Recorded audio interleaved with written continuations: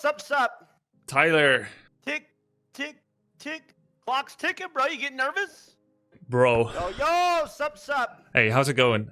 First of all, I want to commend you on your perseverance, all right? Tick.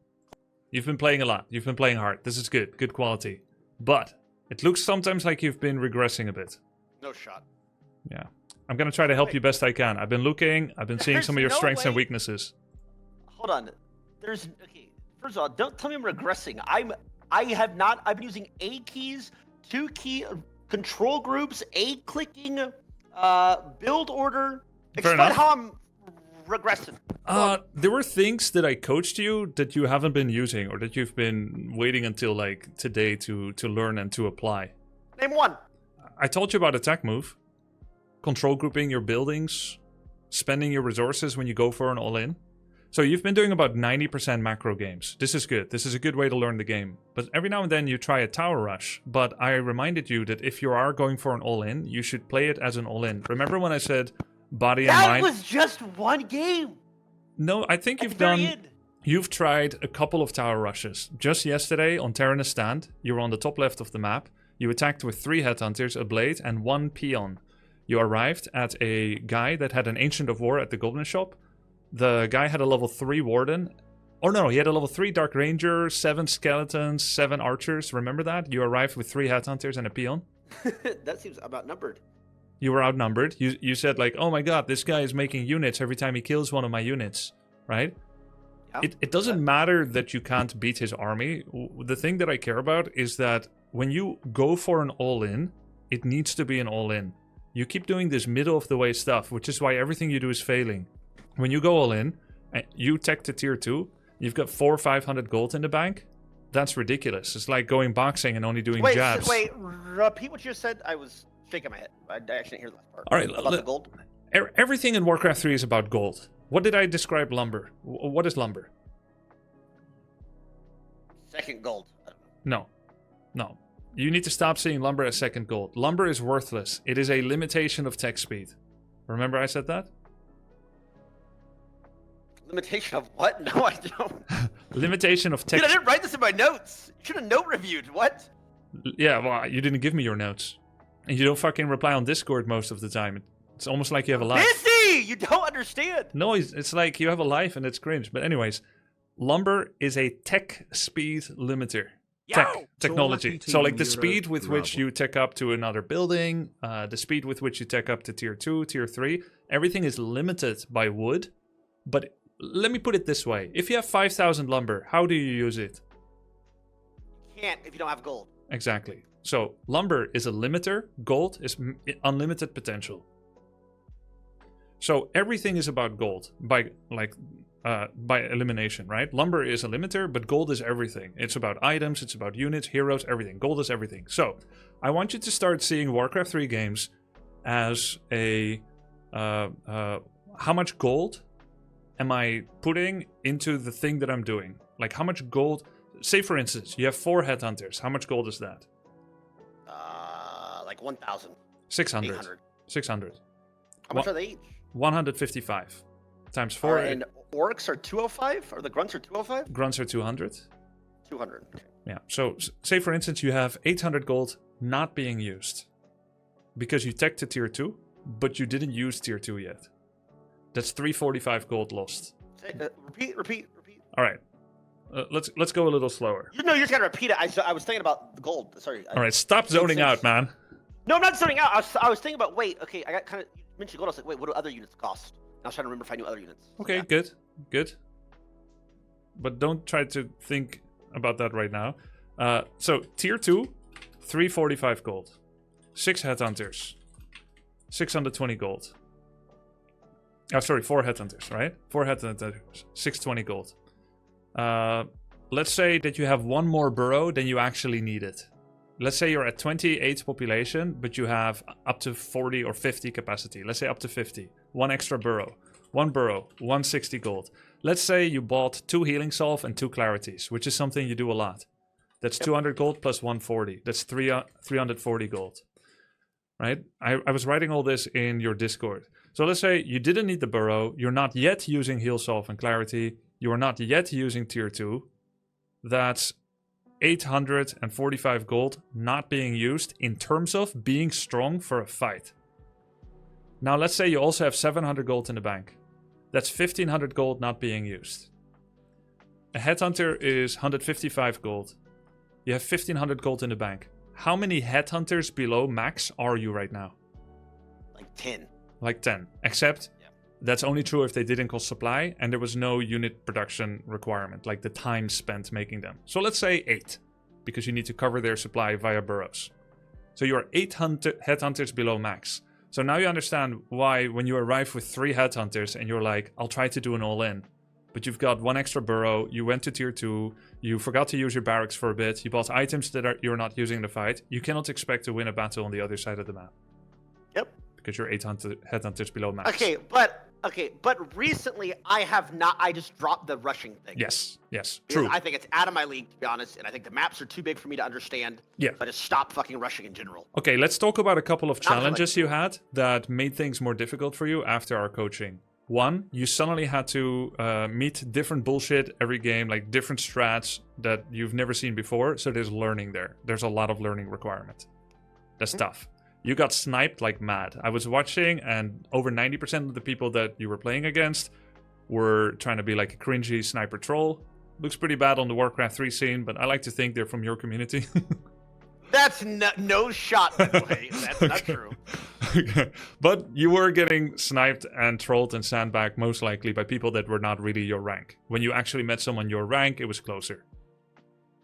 So, Yeah, those games were really fun, by the way. I think my last game, I think that guy was my rank. I think his match history, he lost like 10 games in a row in 2 seconds. But so see, I want to like have it a true competition. I don't want them to like fucking let me win.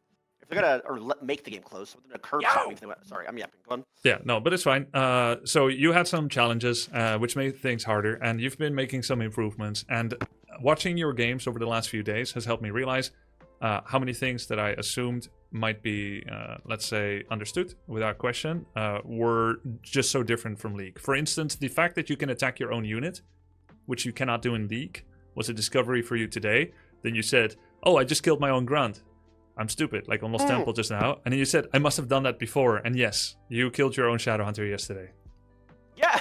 Oh, I didn't know that. Yeah, so I knew that you could attack your own unit, but I didn't know it was because we mentioned denying last time. Right. But I didn't know that the A-click thing, you can just A-click and your entire fucking A-click like group attacks your own unit. Yes. In the middle of combat? How do you fucking A-click on the ground? Do you zoom in? No, it's just A-click behind them. So basically... Oh, that's right! I'm so stupid. It's okay, it's okay. What A is move to this place, but if units can acquire aggro on any enemy unit, whether it's a creeper or an enemy, at the same time, then they will engage that unit and fight them until everything is dead, and then they will go to the original A-click location. It just means defend yourself from attackers as you go here, which is much preferable than you moving across the map without A-clicking. Someone engages you, you're busy, and you lose your whole army. Yes. Well, let's go through this document. Okay, sorry, I'm typing. Yeah. That's okay. Don't you have dark mode? You want me to dark mode it? Dark mode Up to you. Yo! Up to you. How do you dark mode? Whatever you like. I don't know how. There's extensions. It's fine. All right. So I prepared this because I thought it's better if you try to answer it first. So I have like a test. little exam questions. This is going to help inform me about the order that we should be taking today with some of the learning. And maybe you can choose a category you want to learn more about. But let's take it from the top first. So there's been one problem you have, which is a large gold bank. You've noticed this yourself, but you don't know what to spend it on. So there's a couple of logical statements that we can make that can help inform you about how to use it. So firstly, what is the most versatile and best orc unit in your opinion? There's 11 units. In my opinion, or because I just watched your video, that video. You watched the whole 1 hour, 15-minute video, or did you go to the end? It had Raider, Peon. Yeah. I don't know the rest. You clicked on the end, so you didn't even watch for 30 seconds. You didn't give it a view. That sucks, man. I skimmed through. That's okay. It's okay. So, yeah, go ahead. Go ahead if you've seen it to just answer. Okay, so what are your favorite units, for instance? The Zerkers. Okay, Zerkers, right? Love the Zerkers. Okay, so you like Zerkers. Do you think they are a versatile unit that can be used in any situation? Well, I heard, or I did research, and they're terrible against like AOE abilities. Yeah. Like squishy. And outside of that? Maybe they. I don't know how armor shred works, but maybe they don't do well against armor. Like. Sure. We'll talk about armor. We'll talk about armor and damage types later. Okay. It's important, but they seem to be like medium speed to me. Medium speed. Do you think they're high damage or low damage? I think they're medium. Okay. I think they're low. Are they low? They're the highest damage unit Orc has. Oh! Shit, nice. Yeah. Okay. So wait, higher than Torrents? Well, Torrents can have a higher ceiling if they have optimum damage spread for the Pulverize. Right? Pulverize is an ability that does extra damage around, which is not based on their actual attack damage. It's an ability. It can do up to 60 splash damage with a chance to hit. So it's like Cleave. It does Cleave damage. Different, very different than Cleave. Cleave is a function of the base damage of a unit. Pulverize is not related to attack upgrades at all. It's more like ability damage, but in the physical channel. So the damage can't be increased by like leveling up. Correct. So okay. you would sooner go 0-3 on Torrents, 0 attack upgrades, 3 armor, in order to let them pulverize more, than that you would go 3-0. Really? Yeah. I did not know that. So is that after you level Pulverize, or? Pulverize is 1/3 strength before you upgrade it, with a max of 20 splash damage. Once after you upgrade it, it has a max of 60 splash damage. So it's true regardless. Okay, so, I mean, and again, you said Torrents are pretty dog shit, but I'm just writing this down in case I remember. Because a lot of times I'm like, oh, I have a big melee army, but it's like 4 Torrents. Let's upgrade, hurry up and rush melee upgrades. Which, by the way, I don't understand upgrade timers, so I'm gonna write that down too. Yeah, but do you remember anything I said in previous coaching about upgrades? Something about 8 units, 9 units? It was like a yes. So if you were an early because I remember the Zerkers, an early upgrade costs like 100 or something. Yeah. That is equal to 1 Zerker. So you're getting 1 Zerker worth of like it's 10% of damage or 12.5. 12.5. That's what it was. Yeah. So if something gets 12.5% better, how many headhunters would you need to justify an upgrade? Yo. Say it again. If you can add 12.5 DPS. 12.5% DPS, how many units would you need to make an upgrade the same damage increase as an extra unit? Like 7, 6. Yeah, 8 or 9, 7. right? 7 times 1, whatever it is. About 8. Right? I talked about this last time. So I see sometimes in your games, be it against players or AI, that you have 3/3 upgrades for Torrents with 1 Torrent on the field. In which case, that money would have been better spent on more Torrents instead. Like, you wouldn't want 3/3 upgrades on Torrents until you have, like, 6 or 8 or so. Yeah, but a lot of times late game, I have no... I'm sitting like 2,000 gold to just upgrade, because it's like... Right. And that spends my gold. Okay. We'll talk more about that later. First, I'm just going to tell you kind of the versatile units, like the best units. Zerkers are the best. Berserkers. Really? They're the most versatile. Why? It's because they are ranged. That means they can deal with both ground and air. You look at someone like Grunt Tauren, cannot deal with air, except if you ensnare, right? Raiders are very good. You don't use them to the max yet, but they're very good and versatile. They get better and better the higher level you get. I was impressed yesterday to see you have Raiders in a group, tab, and then use ensnare that way. It wasn't very fast, but you were doing tabbing, which I don't remember teaching you, so I don't know how you picked it up. Yep. Okay. Berserkers, Raiders, Kodo are very good. As you see, you're not massing Kodos, but 1 or 2 is very good, right? 2! Yeah. You saw a guy go 2 in a YouTube video, I heard you say. Yep, you spectated Happy versus the orc guy. Lynn. Those are and the you were 2. like, oh, I'll be surprised if he doesn't go Kodo here. And then he started building a Raider, and you were like, what's he doing? He doesn't have entrapment yet, or whatever it's called. And then he canceled it, and then he went Kodo. You're like, oh, I was right. Yeah. Yep. Cool. So Berserker, very good. Raider, Kodo. After that, I would say Shaman is probably some of the most useful units. You've recently started using them. They can do Bloodlust, Purge, I've seen you use Bloodlust and Purge, but Lightning Shield seems to be something that's not. You don't know what that is yet. Yep. Okay. All right, and then the worst unit. Let's say the worst units. We've got Walkers, Witch Doctors. We're talking about one-on-one now, okay? Not FFA. Witch Doctor is probably one of the worst units. Bat Rider. Oh, okay. Wyvern is one of the worst, but it has some purpose against undead. Are these all the same order? Or are these just like 5, 6, 7, 8? You can look at my stream if you want. Okay, I'll just look at your stream. Yeah, because I can edit the document there. Let's see, we got Walkers, Demolishers. I would say probably Demolisher is actually one of the worst. What else is there?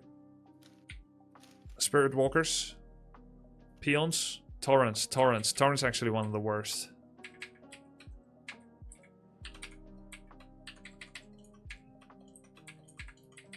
Torrents, Spirit Walkers. What unit am I forgetting? Grunts. Oh yeah, something like this. Okay. So this is kind of the order. So in the future, when you have a large bank, we'll try. Yo! In the future, if you have a large bank, just sink it in these units. Zerkers, Raiders. Yeah. So okay, let's say my army gets wiped. Yeah. Or is about to get wiped, and I'm like, what do I build? I Yeah. should just like spam Zerkers from my barracks, and Yes. from my beastry, I should be making Raiders. Yeah. Gotcha. So the Gotcha. problem you've been having, which by the way is an extremely recognizable problem, even after dozens or hundreds of games, for many people in RTS and for me in other games as well, is that you get overstimulated and that you get choice paralysis. You have money, you know it's bad to have a lot of money, but you don't know how to spend it. So these units, maybe these 4, should become your sink, where if you can't think right now, just make this. There might be better options, Gotcha. but you can't really go wrong making these. Okay, let's go to the next, if you're ready. One second. All Sorry, right. one second. Can you scroll back up?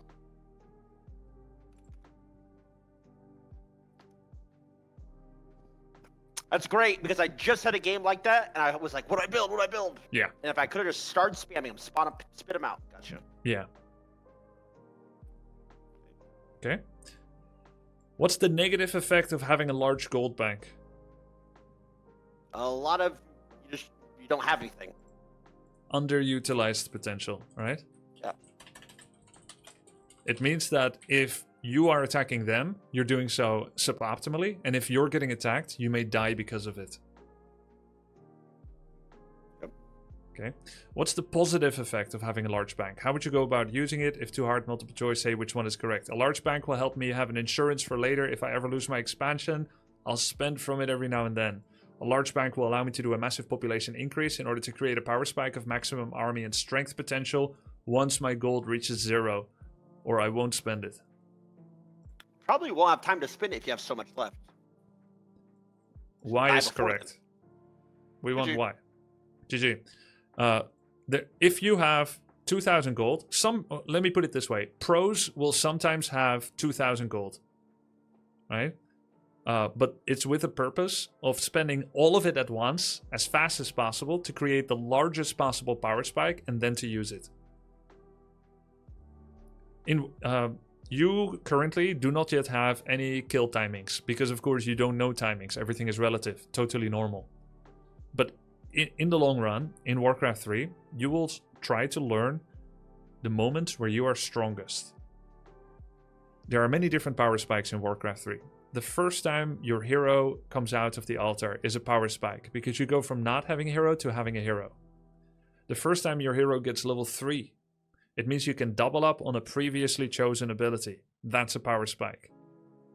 The first time, or any of the times, that you empty your gold to 0 via buying either items that make you stronger or units that make you stronger. The moment your gold organically reaches 0 without being tied up in other things that do not increase your power level, that's when you are reaching the power spike of gold maximized usage. Does that make sense?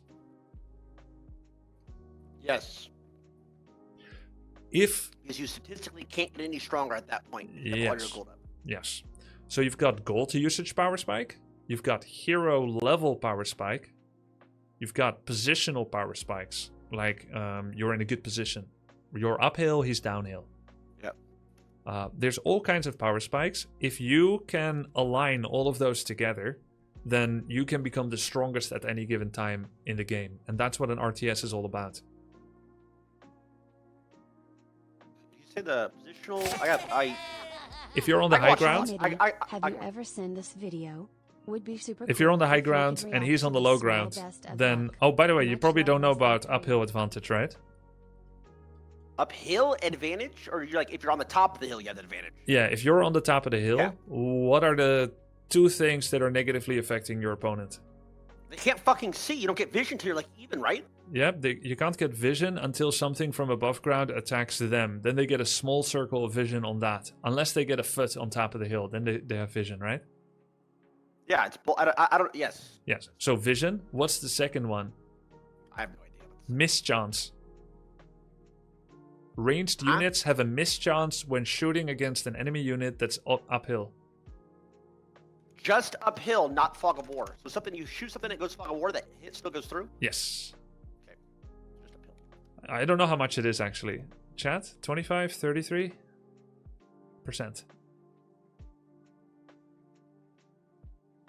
Okay, 25%. So if you're good enough, let's say I have Zerkers and I'm pushing up a hill, the enemy could weave from fog of war up the hill Repeat, please. and make my Zerkers miss more often. If he's That's like on Lost Temple, the map you play a lot, Yep. the main base has double uphill.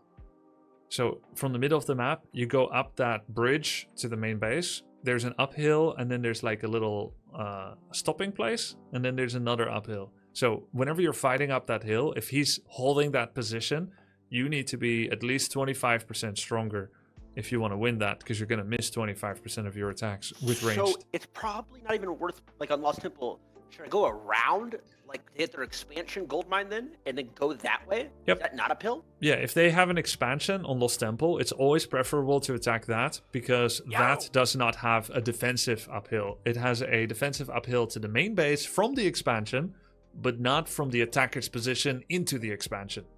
Gotcha. Yeah. Dude, that's why it's so fucking hard. I can't ever fucking hit the enemy there, True. ever. True. Holy shit. All right, what is upkeep?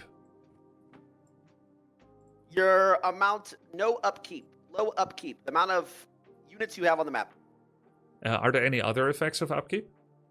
Or is it just a messaging system that says how much supply you have?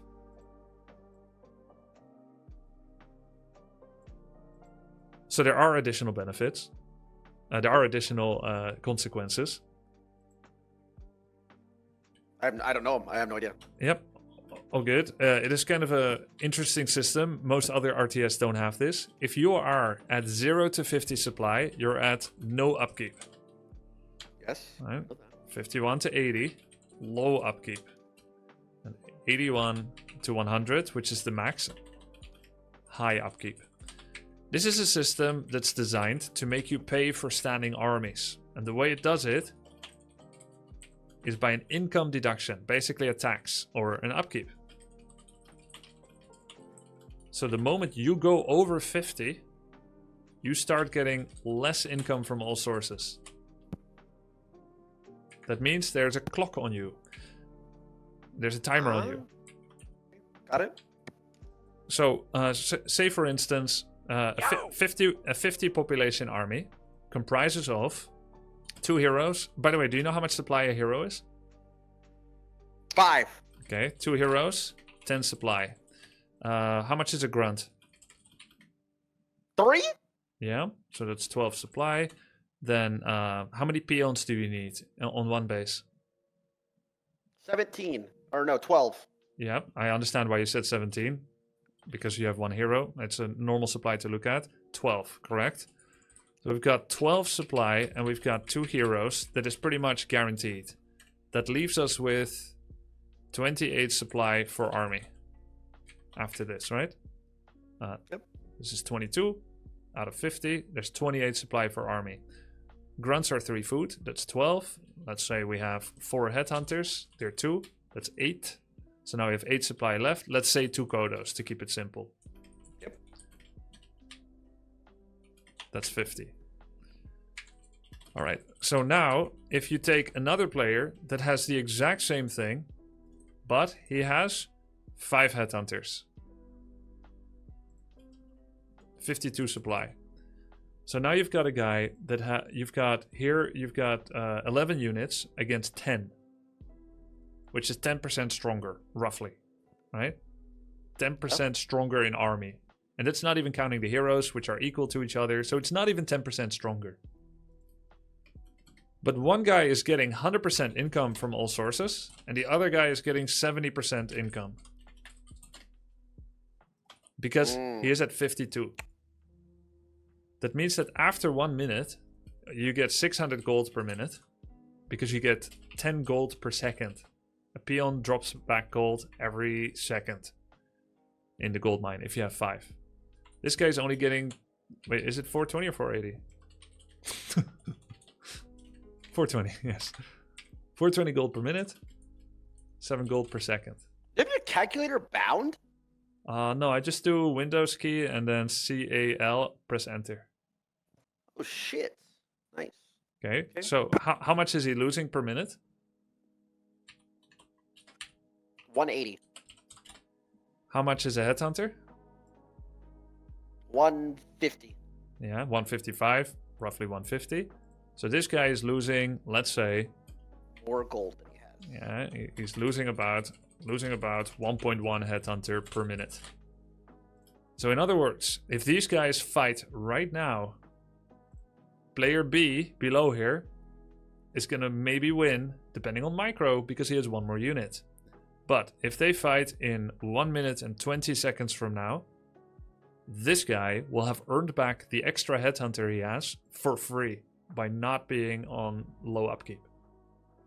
That means the next time they meet, after 1 minute 20, or whenever they meet, assuming they both start producing after 1 minute 20, the upper guy will have 1 more headhunter than the lower guy because he delayed the time of going over 50. So let's say he's going to have 11 and this guy is going to have only 10 because he earned 1 full headhunter by not producing yet. Okay. You understand that concept, even if you don't know how to use that per se just now, Yes, right? yeah. Okay. Yeah. So we need you to avoid willy-nilly going over 50. Like randomly going over 50 with 51, 52. This is like a huge eyesore for viewers and players. Okay. I got you. Yeah, Okay, so, okay. So that's something to be mindful of later as you do VOD review of yourself. Okay, wait, can I ask? Okay, so You what can ask is anything. is there an average timestamp where you should finally surpass 50? Yes, great Is it a question. game-by-game basis? It's not so much about an average timestamp. It's about an average amount of gold in the bank before going over. Let's say you are 50 supply. Let's wipe this. You can take a screenshot if you like. Yeah, I'll watch your VOD. Yeah, sure. Let's just wipe this right now. And say, if you are 50 out of 60, let's say if you're 50 out of 50, you cannot produce, right? You don't have a burrow. So I call this the over burrow, right? 1 extra burrow availability. Actually, it's going to be 61 because Great Hole gives 11. So when you're 50 out of 61, how many units can you fit in? 2 supply units, 5. 3 supply units, 3, right? Yep. 3 grunts. Let's say 3 grunts. We'll express everything in grunts. Could make 3 grunts. How much is a grunt in terms of gold? 600. Yeah, that's 600 gold. Let's say, just to make it simple, because every unit is a grunt. We could say grunt, raider, walker. But let's just say every unit is a grunt, and that instead of having a barracks, a bestiary, and a totem, you have 3 raxes. 3 barracks. Then you could make 3 grunts at the same time for 600 gold. Or you could have 200 gold and make 1 grunt, then another, and then another. You see how it's better to have 3 racks because you stay on 50 longer, which means you get more money. So in other words, the ideal time to go over 50 to 60 is when you have 600 gold in the bank. because then you can go over with 3 units at the same time. It's better to spike from 50 to 59 than to do 50 to 53, wait, Oh! 56, wait, You 59. get the upkeep when the unit spawns. No, when you Not when train it's- it. The very second that you even train it. It's not even out yet. Okay, so you get upkeep when you train it. Yes, that's when you start So- losing money. Okay, but if you did 3 grunts at the same time, wouldn't that shoot you to 59 instantly? That Go is from 50 to true, but it's not gradual. It's instant. The moment you're 51 or any number above, you start losing money. So shooting, let's say a grunt takes 25 seconds, right? If you make them 3 of them in sequence, then that's 25 plus 25 plus 25. Oh, it's longer. 75 seconds. And not only that, you start losing money after the first grunt, which means everything afterwards costs more.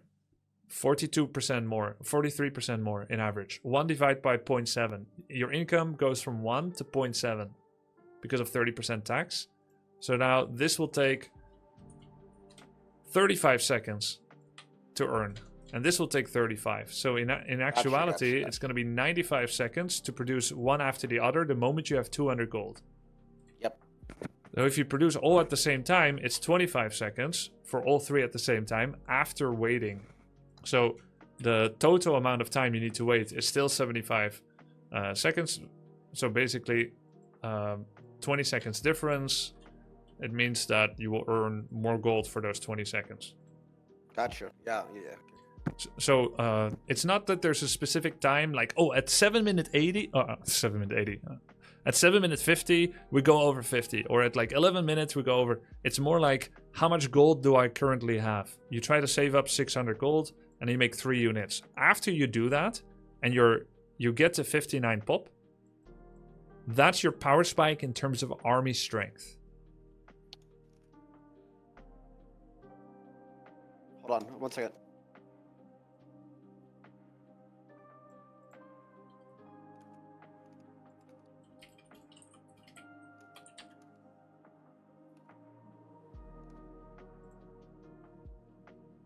Okay, okay, I was writing something down from the previous. You said something about 59 upkeep is your peak army strength, that's what you said? If you save up 600 gold and you spend exactly 600 simultaneously from 3 Raxes and you jump from 50 to 59 pop and you don't have a new burrow coming out soon because you're stuck at 61, that means that after you get to 59, you need to earn 420 gold per minute because you're now in low upkeep, right? If you remember. Yes. So with 420 gold per minute, you first need to pay a burrow because you don't have an overburrow yet. You had 1 overburrow, but you don't have 2 overburrows. Because you're not supposed to, right? That's what you said. It was wasted gold if you did. Right? Yeah, or you are actually saving up for 71, which is also possible. We can talk about that scenario. When you're at 50 out of 71, you would like to maybe save up 1100 gold. Or maybe 1000 gold.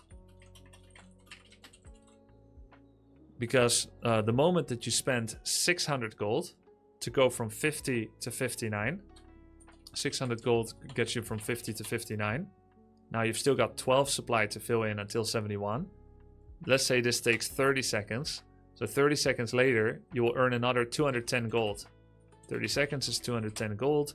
So when you do your next round of production after you get to 59, you'll have another 210. So your 1100 gold bank is actually a 1310 gold bank after 30 seconds. Which means that when deducting the 600, you've got 710, you can make another 3 units. So actually 1100 gold is too much. You only need 1000 gold. 1000 gold, you pump, you still have 400 left. It needs 30 seconds to produce. Right, so 30 seconds later, you get 210 gold. You now have 610. You can make another 3 units. So what you can remember is 5061 plus 600 gold is 59 pop. 50 out of 71 plus 1000 gold is 68 pop.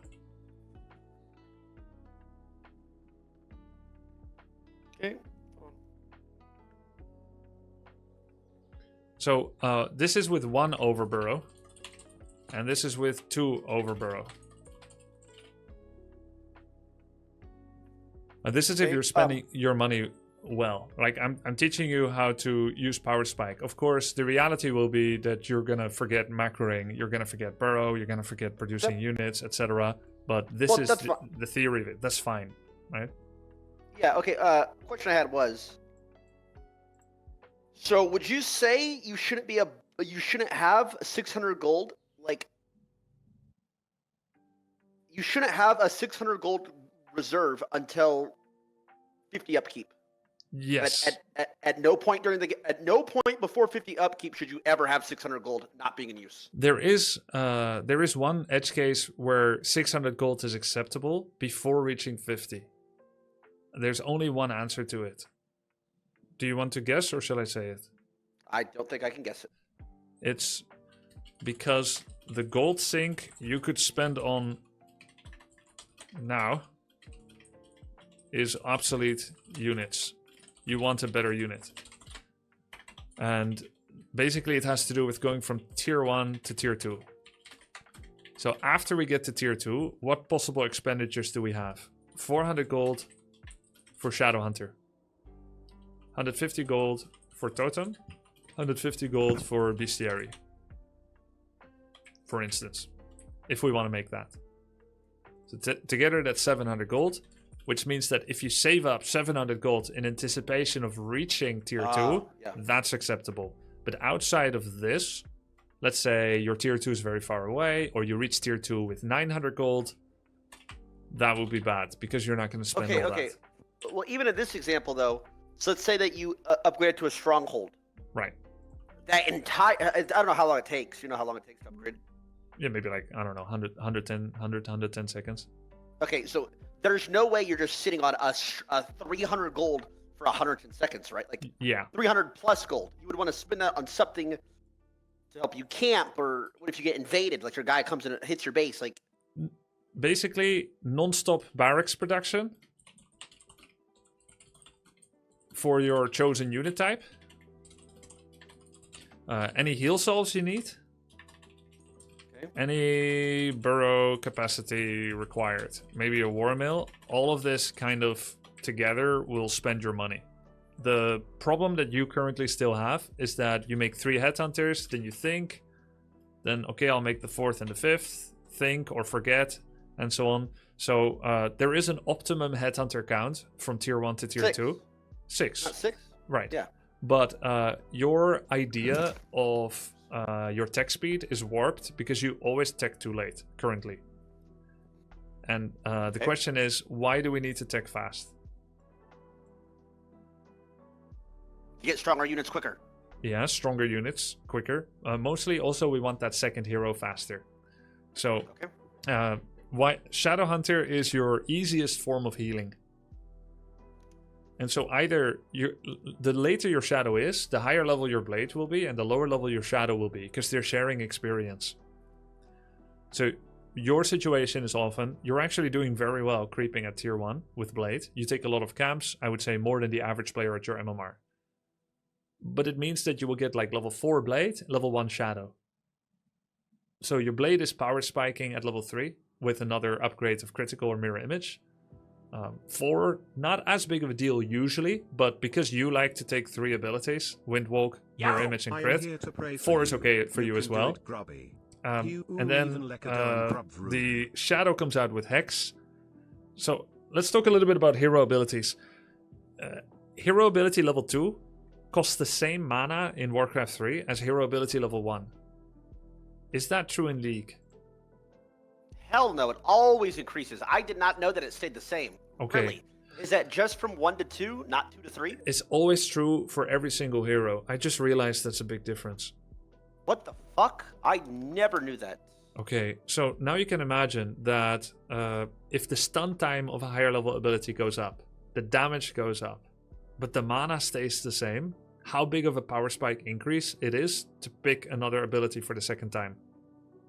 Yeah, it's huge. Why would it even be like that?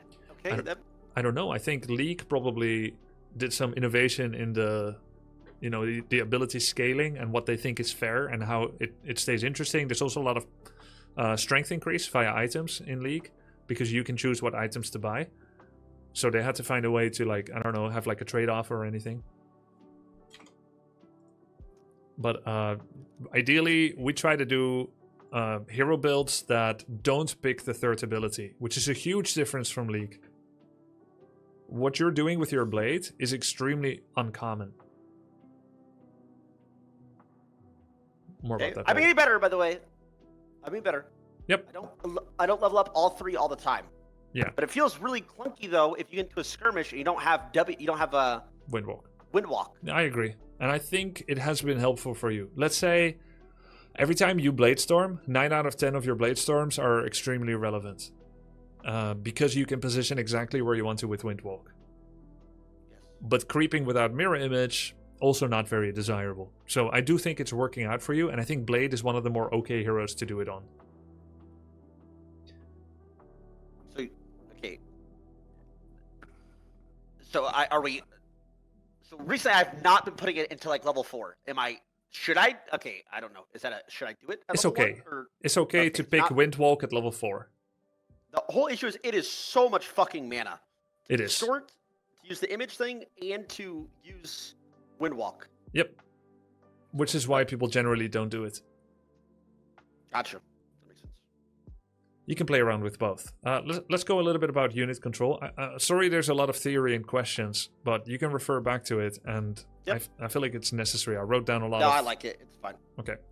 What are the keybinds and mouse clicks that you use? Keybinds and mouse clicks that you use to move around with an army of, say, 30 units? 30 units? My head's exploding, I'm not gonna lie. 30 units, Okay. I couldn't. Right now, I think what you do is rectangle I would just drag. rectangle it. Yeah. LMB, rectangle drag. Forget your shamans. Move with half your army. Try to Wait, bring... Shaman's autocast. Yeah, this is like how it's generally going for you right now. Okay. Okay, here's how it should go.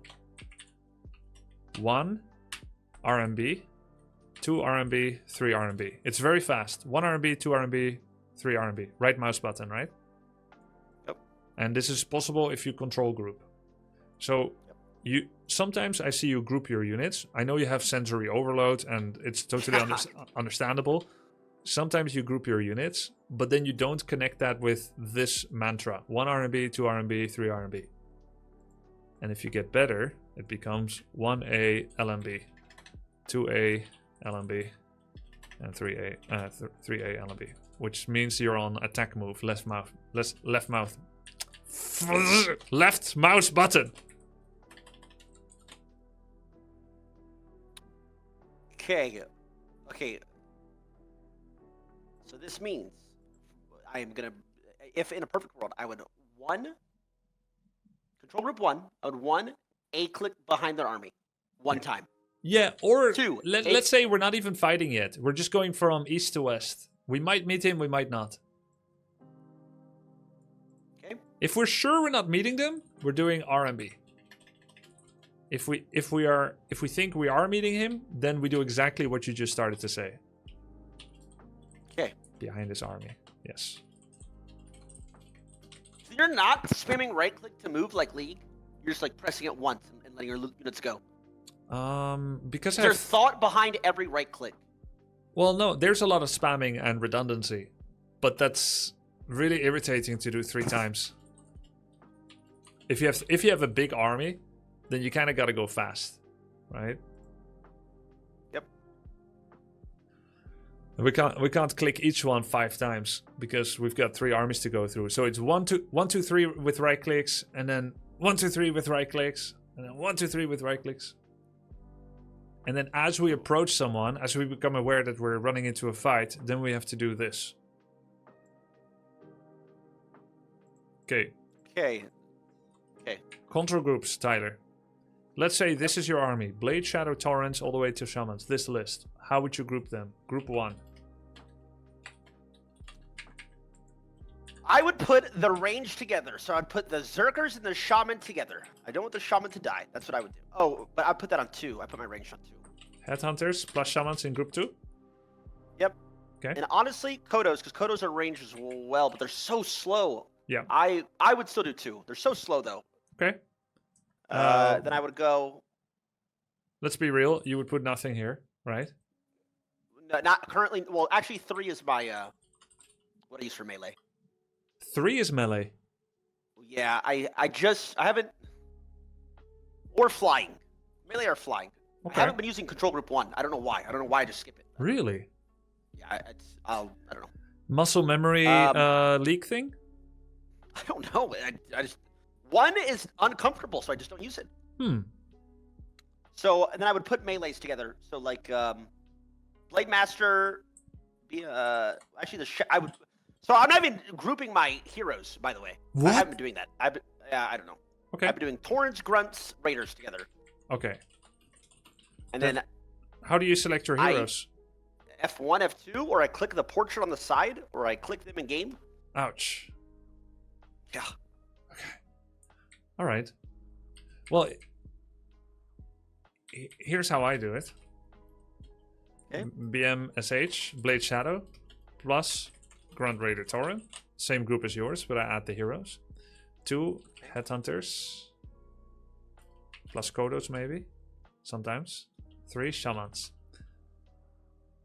These guys... Their own? What? Yeah, these guys target fire. Right? Focus fire, target fire, whatever you call it. What do you call it? When you focus fire. Focus. Okay. Yeah. Okay, focus. Focus group. This is a move group. So your torrent control recently in the last 2 hours got a little better, but mostly there was too much moving around. Torrents should never be used to target fire anything, because they are big, fat, and clumsy, and they will all clamor for position and they won't be attacking. Yes. We want to increase your damage uptime. We want to get as close as possible to 100% uptime for auto attacks. Yeah! Make it better, yeah!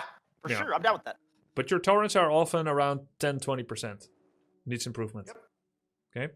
Shamans are also on a move. The reason I have them in their own group, because it makes it easy for me to position them away from danger. They're a popular unit to focus fire, especially higher on the ladder.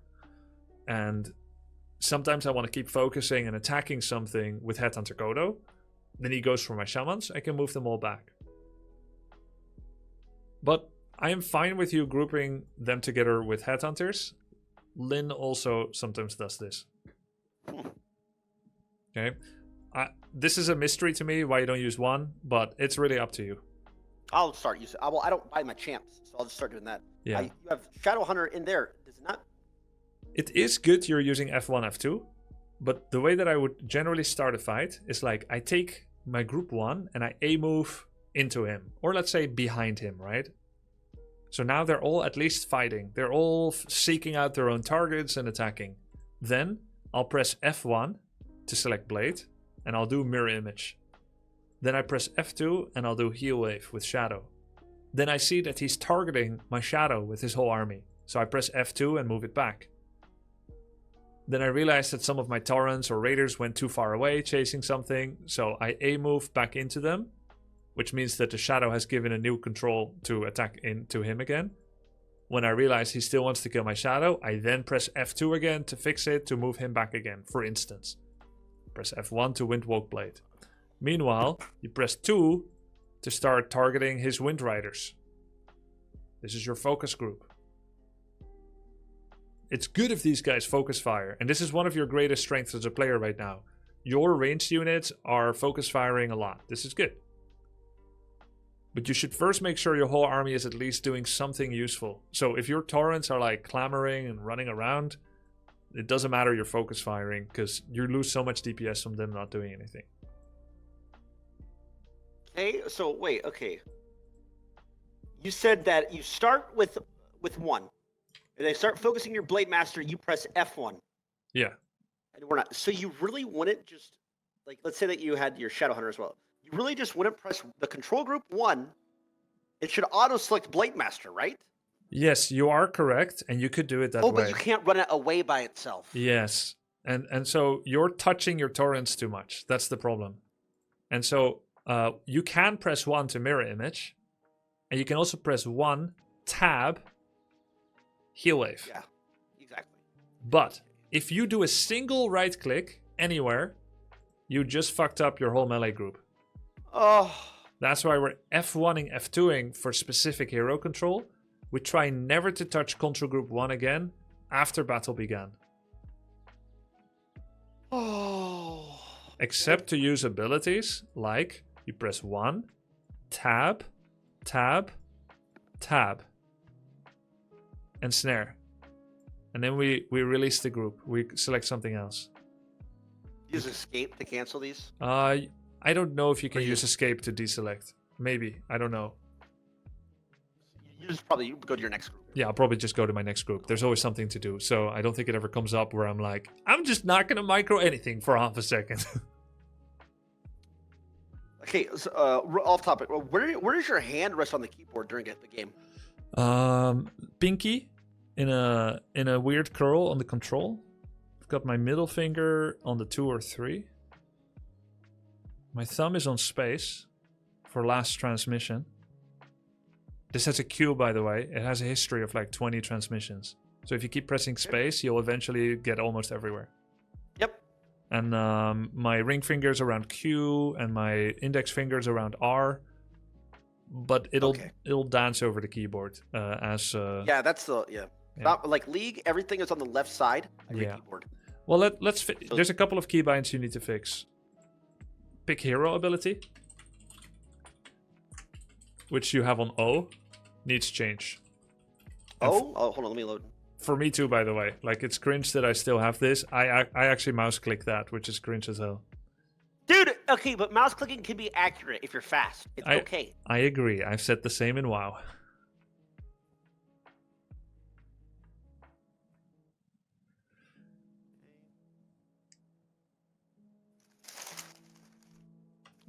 Bite of a donut. Okay. I think that's one of the main ones. Pick hero ability can be improved, but it's not the biggest of the deal if you use it. Let's see. Describe your actions when a battle begins in order of priority. I kind of talked about it already. A move everything, then make sure your heroes have used their cooldowns, like heal wave and mirror image. Check if they're getting focused and move them if need be, or use items. Then target fire. So like A move all, target fire, use hero abilities, target fire something, save a unit, moving it back. Use unit abilities. Something like that. Repeat. Okay. What are the benefits of a speed scroll? Lets you weave in and out, lets you chase down, lets you run away. Can't weave for everybody. Run away. What else did you say? What else did I say?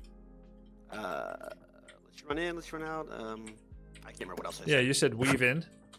Yeah, it's you can weave in and out, lets you run away, chase. Yep, it's true. Yeah. Do you know how long it lasts? 45 seconds. Speed scroll?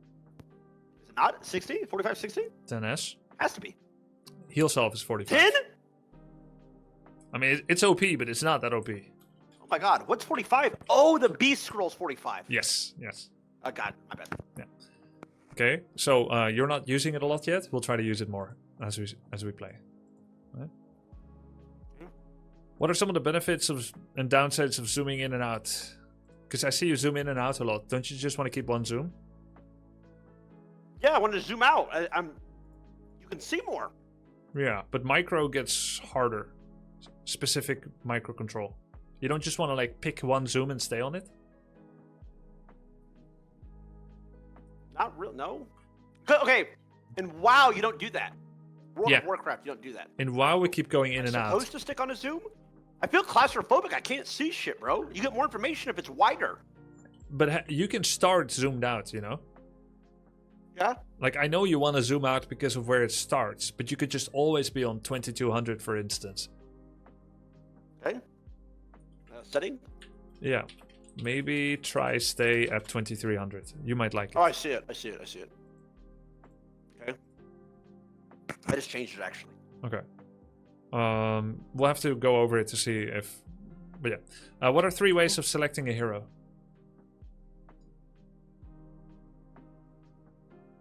portrait, F1, click in game. True. And I guess the fourth one is using them via the control group. Like group 1. Yeah. Okay, some game theory. Armor and damage types. We already kind of talked about this. Maxing your gold spent on army. Leveling up your heroes. Getting more items. How do you make the most of it? By making sure all are experiencing a power spike and then fighting. Talked about this already.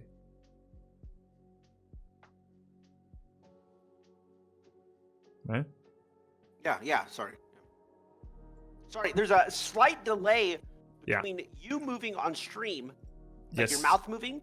It's like a half a second, so it's like Yeah, I'm streaming on Discord now. Okay. It's a lot better. Yeah, that it makes it a little weird. I had the same when I was watching you.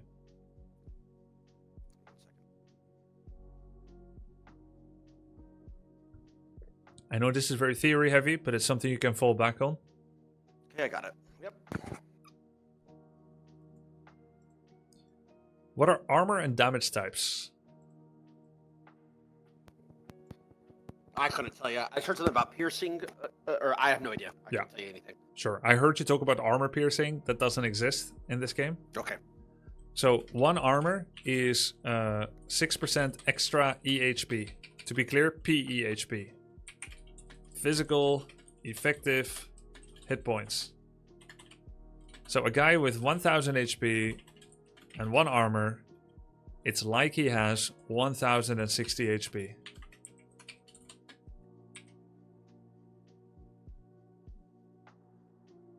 Okay. Yo! So it helps against physical attacks, makes it last longer, right? So this is the armor amount. It's not armor type yet, but this is just kind of what armor does, right? We save this for another section.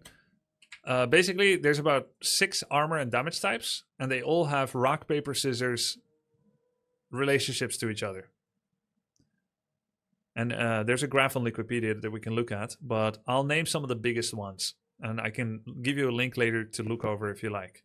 Magic damage. Yep. So not spells. We're not talking about shockwave, chain lightning, or anything like that. We're talking about magic damage, aka units that employ the magic damage channel. Do you know any units that have this? Magic damage. Witch doctors. Yes. Witch doctors. Shaman. Yes. And spirit walkers. Oh, I wouldn't have guessed that one. Yep. Yeah. So these are the 3 that Orc has that have magic damage. Deals 200% damage versus heavy armor. Like Torn is heavy armor. Yep. Torrents, grunts, demolishers. Grunts have heavy armor. Yeah. But like all classes have their heavy armors. Yeah, every race has a couple of each. Like knights, Correct. the fat guys on undead. Yep. How do you know all this? Night elves have golems. I do my shit, bro. I'm watching shit. I see the pro matches. I just don't know why they're doing half the shit they do. Okay.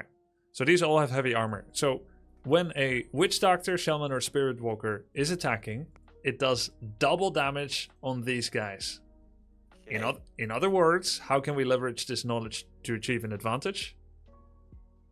If they are stacking knights or whatever, I can build more magic damage. Yes.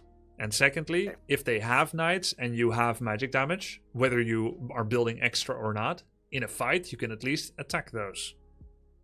Okay, so if somebody were to build knights, me building torrents is not BIS. No, actually it is. That one game, your first multiplayer game that you won legit, where the guy didn't throw with a level 2 Archmage and Lost Temple in the middle, the first actual game you won where you had Mass Torrent against Mass Knight, it's because torrents in large numbers beat knights in large numbers, even though you're not using an advantage of armor damage type. They're just the same unit, but torrent is better against knights. Just against knights, not against other classes. Yeah, because he has pulverize. So 1 torrent against equal value 1 knight, let's say 1.2 knights, not going to win. But 10 torrents against 12 knights is going to win because of pulverize. The more splash there is, the more value they get from pulverize. So you won it. Okay. You both did the same thing. Your unit was better. Okay, so let's not go knights. Let's say that they had bombs. Okay. Do what I still is are magic damage bis against them, Yep. not Torrents anymore? Walkers do very well against abominations. Torrents are good. Kodo Beast, because you can eat them. Kodo Beast eats weird though because he has to get so close. So it's... Yeah, I'll show you a trick for it. Basically, you queue up 15 eats in a row very fast. You just spam click, and he will try to eat 15 times. In case he misses, he will try it again. Gotcha. Yeah. Okay, so magic damage deals double against heavy, but it deals reduced. Sorry, I don't know exactly how much. Could be 50, 75%, 25%, 40. Reduced, let's say 50% against medium armor. Do you know any medium armor units? I would have said grunts. I don't have no idea. Berserker, like Headhunter, Really? right? Okay. What else? Raider. Okay. Mountain Giant. What else is there? Rifleman, Crypt Fiend. So if Really? a doctor gets double damage on heavy and half against medium, then they're doing 4 times as much damage when they're attacking the right thing. Comparatively. Oh my god! So that's why it actually matters what they hit. Yeah. Like, I'm not just If you teaching have you... your fucking little shamans hitting Zerkers or whatever, you're doing 0 damage. Yeah. Shamans already have only like 8 to 9 damage. They do magic. They hitting a headhunter because they're doing less. They're doing maybe like 4 damage, 4 or 5. Someone said it's 75%. Okay, it's 75. So we're talking about a tripling. Triple damage on heavy armor compared to attacking medium. Okay. It's gonna be 6. So it matters a lot. This is not just theory. You can actually use this. Yeah, for sure. Grunts, Torrents, have normal attack damage. This does full versus hero armor. It does 150% against medium, aka headhunters. So if they're doing 20 damage, they're actually doing 30 damage. Pretty good. Against medium. Yeah. So like... Sorry, this little there's little space bars like tripping me out. Yeah, I know. Page break, excuse me. Yeah, the page break is annoying. Grunt versus HH, which is normal versus medium, is 150% damage. HH is Headhunter, right? Yep. I know. Piercing, Headhunter. Versus Grunt, heavy, is 100%, aka no change. Hero damage is 100% versus all, except Fortified. Fortified takes, like, I don't know, 25% from piercing only. So there's all kinds of relations. You can look at a graph and kind of study it. Fortified takes only bonus damage from siege damage, so like catapults. So like if you want to attack a castle, you want to use either raiders or katas for max damage. They are the 2 units that have siege damage. Okay. So all of this matters a lot. So next time you and I are going to analyze a replay, we're going to analyze a fight. I'm going to ask you, who should the raiders be attacking based on their damage type? Who should headhunters be attacking? Wait, did we add raiders to damage type? Raiders have siege damage type. That's it. So which means attack units, what is it? raiders do bonus damage versus unarmored units and buildings and units with fortified armor. So they have 2 positive damage relations against fortified and against unarmored, which is also one of the types of armor. Wait. Okay, so let's say that a raider hits a grunt. 100%. Raider versus grunt. Siege damage. Raider versus grunt. Heavy armor is 100%. Okay, so just normal. Yeah. Versus shaman. unarmored armor. I don't know how much extra. I need to look it up. Does someone have the graph in chat? I'll just ask in chat. Someone can link the graph. Okay, so now that I'm reading this more, okay, so me just A-clicking the back of their army and taking my hands off the keyboard is not good at all. It's better than what you've been doing sometimes. You've been negative microing sometimes. No, okay, yes, I know. But I have just played a game, for instance, I had 95% unit attacking, but they were all attacking the wrong units. Possibly, yes. Okay. And that actually is a big... It's a big deal. So, high level, to name how an Orc Mirror matchup goes at high level generally, player A has Raiders, Grunts, Walkers, and 1 Kodo. Same for player B. So what you want to do is Raiders kill Walkers, Kodo, because they are unarmored. And he's Siege. This is a bonus damage. I'm gonna look at the graph. Siege damage against unarmored is 150%. So 50% extra damage. Then Grunts. Wouldn't those be in the back line? Like, dude, I don't Yes, which means you have to weave in and backstab. Ugh. Yes. This is 150% as well, I believe. Normal against medium. Yep. And then magic, walkers, grunts. Heavy. 200%. So you do 50% more damage, 50% more, and 100% more. Or you do reduced, reduced, reduced. It's a big difference. It's literally rock, paper, scissors sometimes. Yes, good God, yes. Okay, let's move on. I know this is a knowledge dump, but like I don't know how many times more I'm gonna be able to coach you. Yep. No, it's fine. This is So fine. you need to know these things. What's yes, that is. You should have taught me that one right there at the first lesson, you asshole.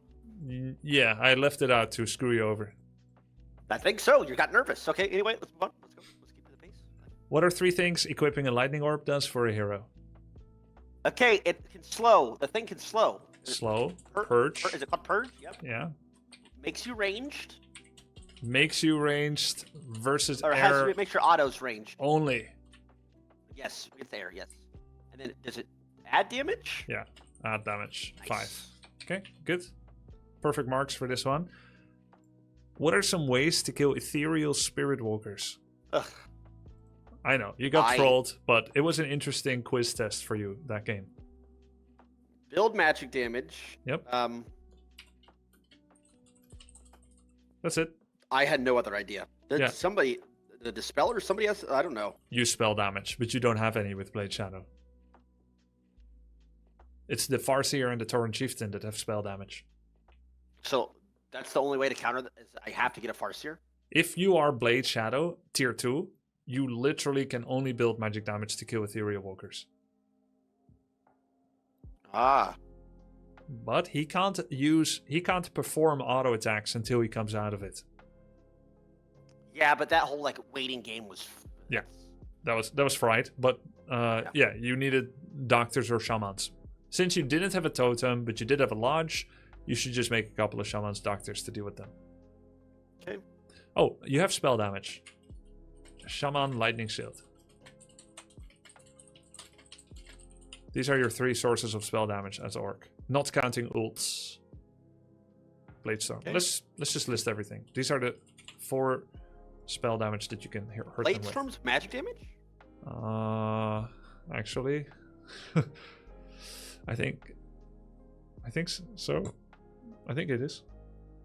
Did not know that. It hits everything except air. It's universal, maybe. Like it's some kind of special hero universal damage. Surely Bladestorm hits walkers in ethereal. Chat.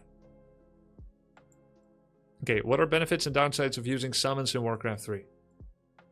I don't know. They seem fucking broken to me. Okay, fine. That's good. That's a good start. They cost zero gold or whatever. Correct. 0 gold, free bonus army.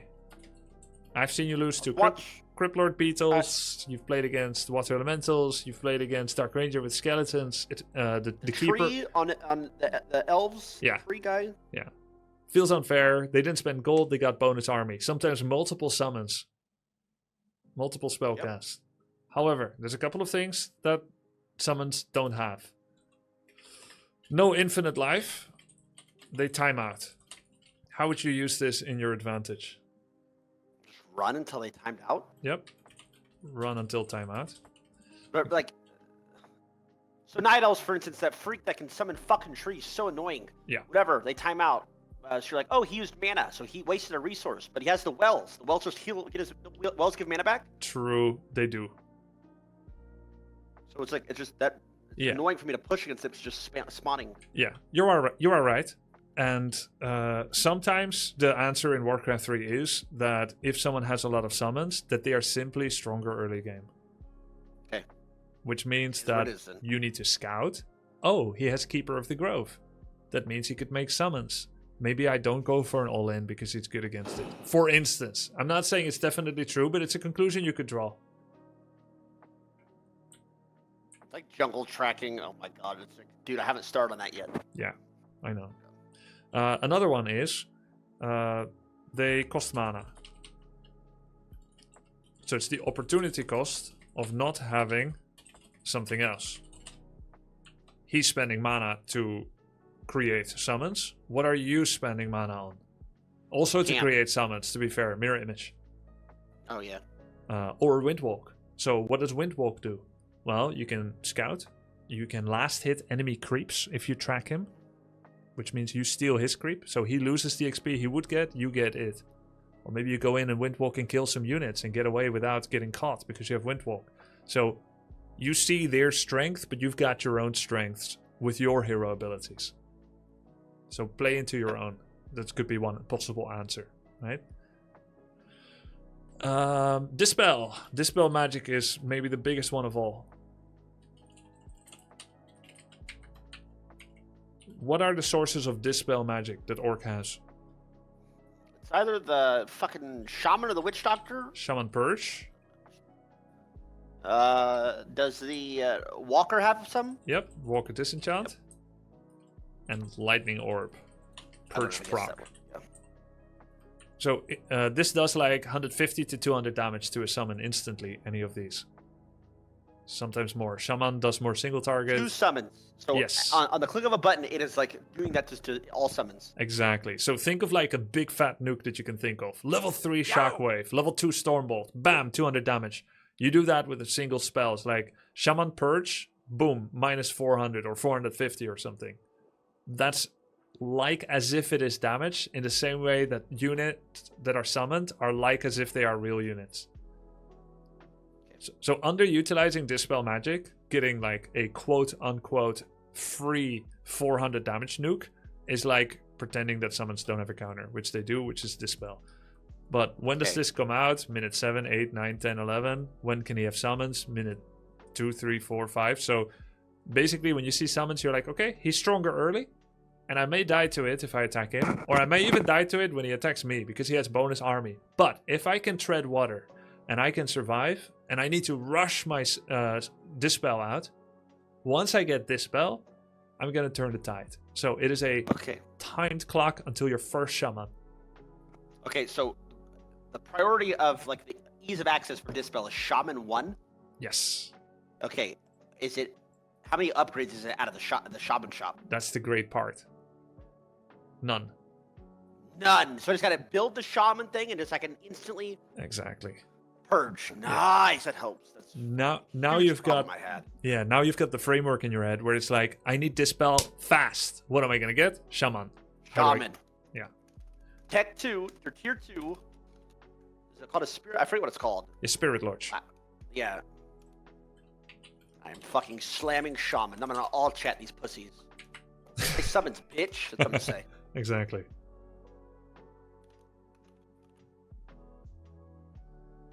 Is it a build? Is it? Is there an ability that I have to click? The first one. You've done it before. The Purge. It's hotkey G. And it only does damage to summons. It does damage to summons, and it removes all negative or positive buffs on a unit that's either yours or his. So like Kodo drums? Would it remove Kodo That's drums? an aura. That can't be removed. That's a good Aura, point. okay. It's an exclusion to what I said. Good point. Let's say all casted buffs. So it will remove Lightning Shield. It will Like remove... Shaman aura. Yeah, Shaman Bloodlust. Bloodlust. Which is Okay, a got it. buff spell. Yeah, you'll remove Bloodlust. You'll remove Inner Fire, Slow, all kinds of things. Got it. And it does a 100% deprecating, I don't know exactly how to say it, depreciating, slow. So it starts like as if it's a root, but very soon after they regain some movement and they slowly get it back more and more. Okay. Yep. League has this. Okay. So for Walker it takes a lot longer. Totem has a similar build time to Lodge. Walker builds a little slower than Shaman. Not a lot, but slower, because he's 3 supply. And then you still need to get an upgrade before you get Disenchant. So if you're in a rush, Purge. If you want a unit that is a heavy armor killer, Walker is better than Shaman. He's great against heavy armor units for damage. I also see the Lightning Orb Purge proc. Yeah, I think it's Is like... that worth it for the chance? 30% chance, okay. I think it's worth it. Like, if someone is like hard committing to summons, you've already used some units like Shaman Walker, but he's got like 2 to 3 summoners. And you happen to be at tier 3, why not get the orb so you can have a chance of bonus damage? 30% chance to do 200 damage is like 100% chance on average to do 60 extra damage on summons. It has the same expected value. Okay. That deals a bit with summons. Describe an example of a tempo strategy. Is that not like tower rushing? Is that not a Yep. tempo play? Tier 1, 2 racks, mass HH, all in with towers. I watched the video that you sent me of the melon guy. Yeah, that's me. I did Oh, that sure, as I'll an account. I did that as an example. Yeah, it's my Smurf account where I sandbag and troll on people. Oh, I fucking played that like 4 times and I could not get the same outcome. Interesting. Yeah, I tried. Okay. Is that wait? Sure, there's more tempo strategy like invading. See Tempo you invade stra- in your games. Yep. Yeah, tempo strategy can also be Love this collab. to harass early, to invade, disrupt early. With summons to buy time for going all the way to tier 3. But usually tempo means early strength, you either win or you disable a lot. Yeah, so it's like if they're trying to creep, you go and you yoink their creep. Yeah, that's tempo You strategy. did it against an undead guy. You had 1 grunt and 1 headhunter, or 1 grunt and 1 blade master, and you went all the way to his side of the base, and that was like fucking with his gold mine, his expansion. That's a tempo play. Yeah, correct. You're sacrificing creeping for yourself. You keep your blade at level 1, but you try to disrupt him. That's the definition of tempo, correct. Oh, now what would the scaling strategy be? For orgs, I have no idea. I don't know. Build torrents. I don't know. Sure. Getting torrents. Yeah, even if it is not meta or particularly strong, you're 100% right. That's a scaling strat because you are putting in effort to go to tier 3 and you're trying to use a high-tech unit to be powerful. Upgrading HH to Zerkers, right? Creeping a lot. Getting your Shadow Hunter high level. Stuffing your blade with stat items, which I saw you've studied is a thing. He's a big item abuser, you said today. Yep. Yeah. So this is all scaling. How would you go about it? Well, you got to scout. Make sure you're not going to die to something. Build defensive, like you build like towers and armor fortified shit. I never do Yes. that, by the way. Yes, but you never do that fortified. You would have won so many Yes. more games if you had. Really? It's that important? Yeah. So the cost of fortified defenses, do you know it? No, absolutely not. I never clicked the damn thing. 50, 175. Oh, it's cheap as hell. It's no? cheap as hell. This is And it actually the uses wood, cost. which is fucking useless. Exactly. It's a limiter, which means if you're getting fortified defenses and it delays your tier 3, you've limited your tier 3 speed. You've paid a significant price for it. If you're prioritizing this over a bestiary, you've delayed your raiders, your kodos. You've paid a significant price. But if you have 500 lumber that's just sitting there, and you check the replay, and later you had 700, later you have 900, it was literally as if it doesn't exist. You can just spend it. Which means it costs 50 gold, and you change your burrows from heavy armor to fortified, which means magic damage goes from 200% on burrows, which is how that jerk killed your burrow with his 6 spirit walkers, if you remember, to, I think, 25%. So Damn! 8 times less. Damn! Yeah. Magic, fortified, 35%. So that's 6 times less. So in other words, that guy with the walkers, if you had just clicked the 50 gold upgrade, which you had plenty of money for, he would do 6 times less damage on your burrows. What the fuck? Yeah. It's insane. Right now, you're getting 333, 3 attack on melee, 3 attack on range, 3 armor, then you get spikes level 1, and then you're done. When in reality, I've barely gotten spikes. I literally never do it. yeah, you get this almost every single game, 333. Yes. And this is making the illusion that you're spending your money well, which you're not. Yes, it makes you stronger, but 333 is justified in a 25 to 40 minute game. Right? Any 15-minute game, you want to have at most 1-1. Maybe 2-1 or 2-2. Whoa. Say that again? We expect to see 333 upgrades in 35 plus minute games. In a 10 to 15-minute game, we expect at most 2-2. Or 1-1, or 2-1, or 1-2. Wow! Are you fucking kidding me? I'm not saying it's bad to max upgrade if you are bad enough that you're not spending your resources anyway. Right? If you're not spending your resources, it's better it's going to upgrades than to nothing at all. Yes, but in a perfect world, I'm spinning my fucking gold, so I don't have time for this. I don't have space for this. Yes, exactly. Where would it be? What timestamp? Like, where would I do that first upgrade at? The reason I try, unlike in StarCraft, not to think in terms of timestamps is because it casts you into the dark if you are in a game where you go back to the Stone Ages because you're getting screwed over by an early harass. Let's say you lose early 5 peons. Now all your timings are later, but so is his because he sacrificed 7 footmen. So now the timestamp no longer tells you anything. Even if you became a god at knowing the game and you know that by minute 8 you should have 1-0, you're both 2 minutes behind. So now it's minute 10. Now you have to shift it in your head. If you instead frame it around your supply count, the supply count is actually the lifeline of your strength together with your hero levels. Okay, so then what upkeep? There we go. Saying, There we go. That's the correct question. So okay. We can have 1 upgrade earliest by 40 pop. And when I say 1, it could be 1 attack, it could be 1 armor, it could be 1 ranged attack, or 1 melee attack. Just 1? Max. I think most people would agree with me on this. Max 2 upgrade by 45 to 50 pop. Max 3-4 upgrade by 60 pop. There are some exceptions.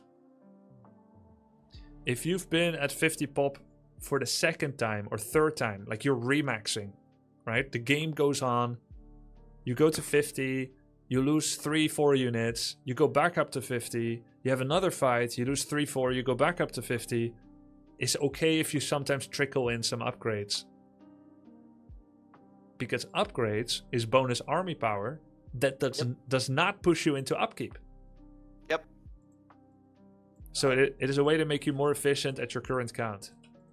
But if we're getting to 50 at a reasonably fast time, the fastest one possibly could, and we've made 2 upgrades, that means we didn't get to 50 as fast as we could, because we spent money on upgrades, and we probably delayed some unit time production. So if we go 2 upgrades and we try to make 50, we will be at 44 when the enemy attacks us with 0 upgrades, but 50. That means he has 2 units more than us.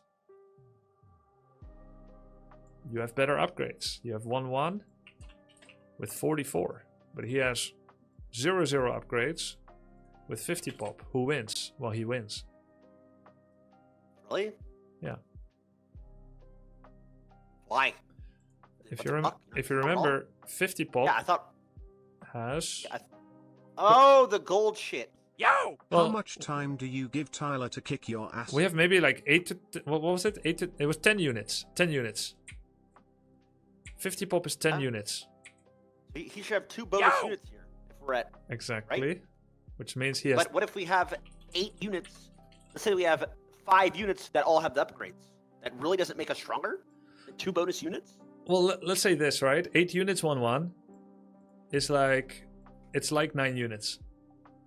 Because 1 attack is 12.5% strength. 1.125 times 8 is 9.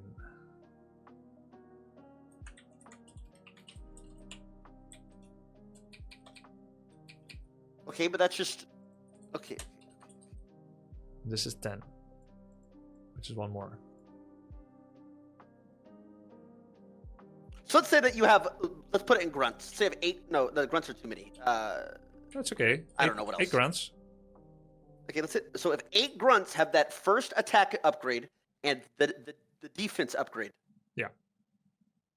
That's 1/1, right? Yep. That is weaker than 10 grunts. Yes. I can show you. I can show you How and dog why. shit are upgrades? I mean, they're okay, right? The cool thing is 10 grunts. 1 grunt gives 60 XP. So 10 grunts is 600 XP. Whereas 8 grunts is only 480 XP. That's kind of cool. So this is worth more killing. They're easier to kill individually. But 8 grunts. Let's move this to the next page break. Grunts have 825 health. Yo! Which means 8 times 825. 6,600 health. Like I mentioned, an upgrade gives you about 12.5% EHP or damage. So we multiply this. That's a total amount of 725 physical effective health. Now we do the same thing for 10 grunts. 825. 10 times 825 is 8250. We don't get any extra armor upgrades. What's more? What? Okay, do the upgrades scale at all? Or is it just like, it's every upgrade is 12.5? Every 1 armor is 6% EHP. Upgrades give 2 armor always. So that's about, well, it's about 12%, right? Yep.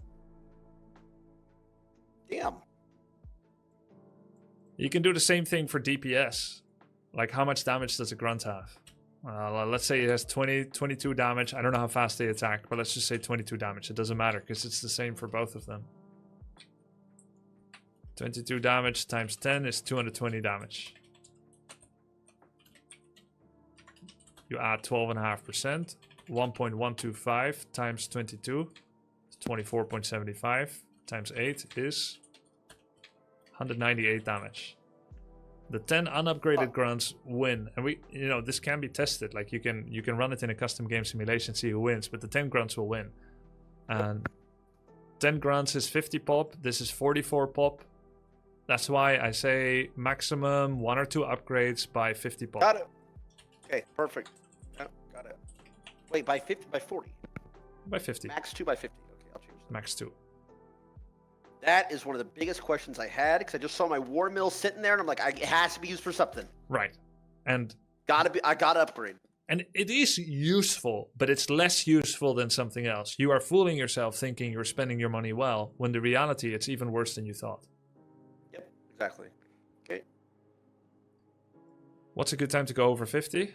We've already dealt with this, so it's a repeat. You can still answer. Let me scroll up. When we go over 50 is when we have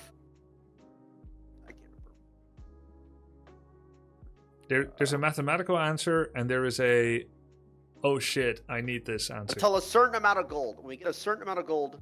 That's the mathematical answer. 600 gold sends us from 50 straight to 59. At the same time, which means we get maximum no upkeep time, right? Yes, and then we did the whole equation. We did the whole. Yeah. But there's another answer. There are situations where you want to go to 53. Why? On 200 gold. We got almost no money. We're still going to make an extra unit. There's two answers to this.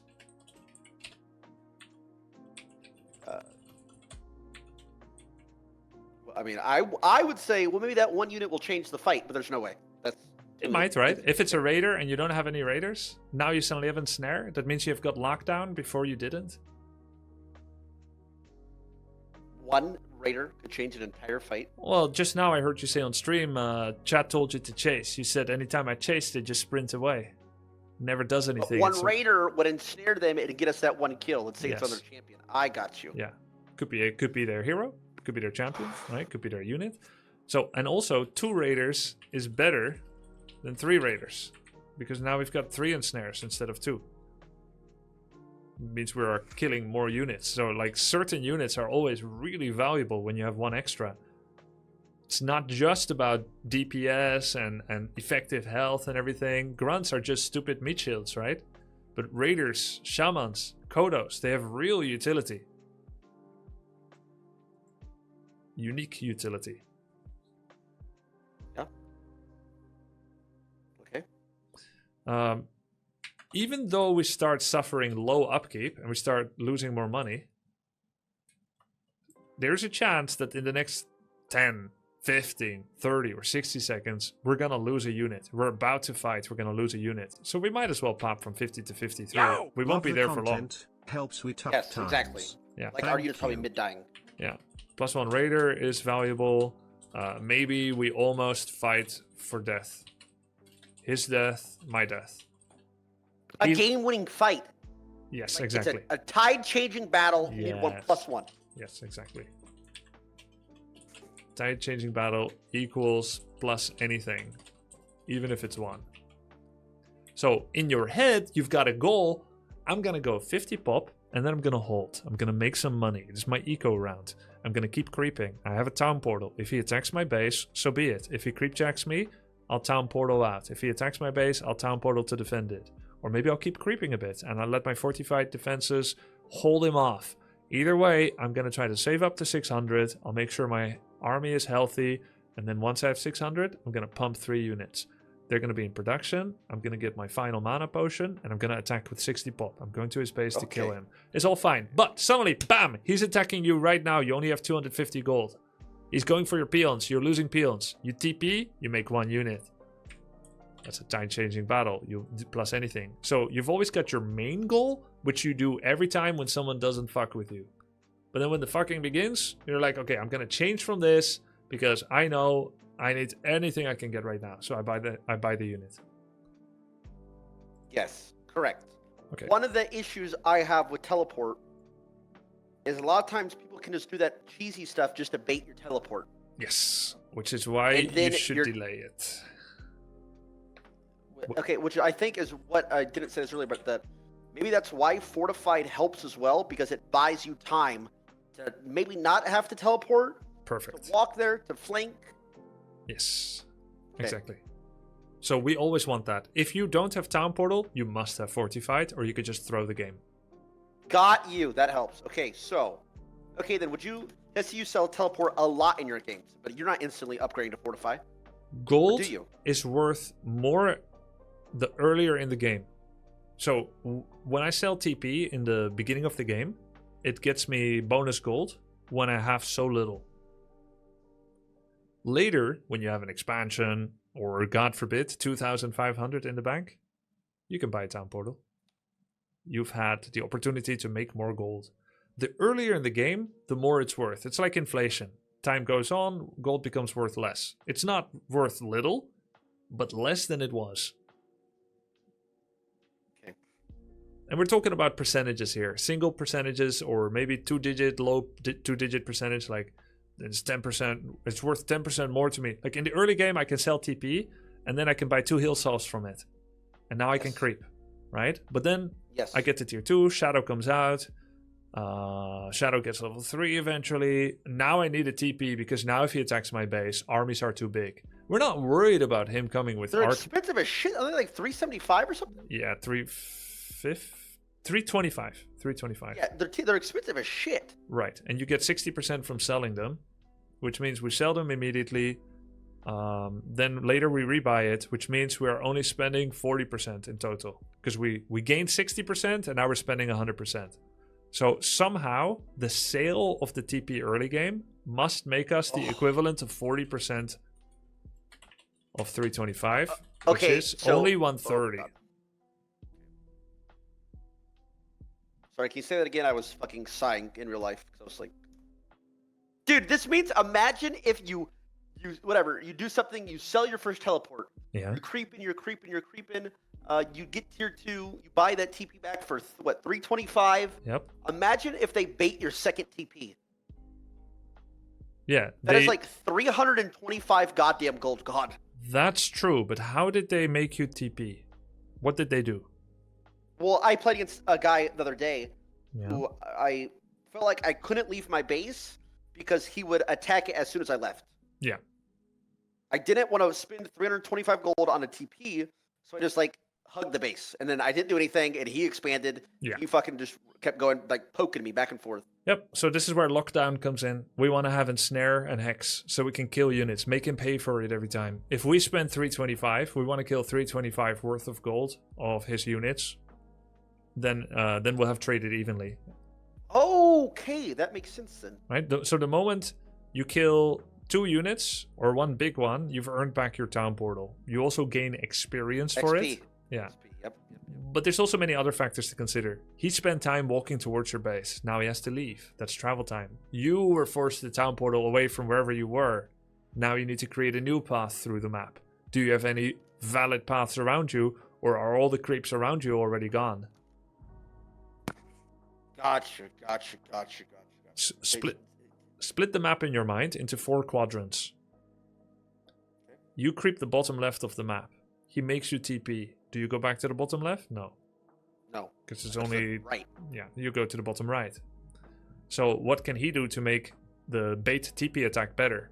He first creeps the bottom right of the map, knowing your bottom left. Now all things of value are on his half. So you're forced to all in whether you're ready or not. Or to at least fight on his side. Okay, let's talk about some unit abilities and then items and then attacking. We only got 7 questions left. Yep. What are the effects on a unit if you hex it? There are at least 6 effects. 6 of... Okay, it's hex. That's the middle button on the Shadowhunter. Okay, it's like... It can move, but it can't attack. That It's unit slowed? can't attack. It's slowed. Can't cast spells. So I guess it can't attack. Yeah, no, that's true. That's the 3rd one. I can't think of any right now. Because the others are, you could not know them. You've done well. Doesn't get experience. Oh, I didn't know that. Yeah. Doesn't gain mana regen. Okay. Loses auto attack threat. Like in WoW. So he would have to re-click that unit and re-auto? Yes, and you've already noticed this, whether my you were God. aware of it or not. Okay. That's the annoying one. Holy shit. And minimizes their clickability hitbox. So it's kind of hard to click them too. Oof. Can't use items. Oh my god, Hex is broken. Should I max Hex on Shadowhunter? It's very broken, but it's dispellable via Purge, Disenchant. And A what? Hex is dispellable by regular units that have Dispel. Okay. How is this Golden League? Cleansable? Cleanse? That's... Cleanse, yes. See, cleanse, yes. Yeah, you can cleanse it. Oh, it's clean. Yeah, okay, they can cleanse it. Somebody can cleanse it. Hex is cleansable. And the only way that Hex gets better when you level it It keeps costing 70 mana. It keeps doing the exact same 8 effects.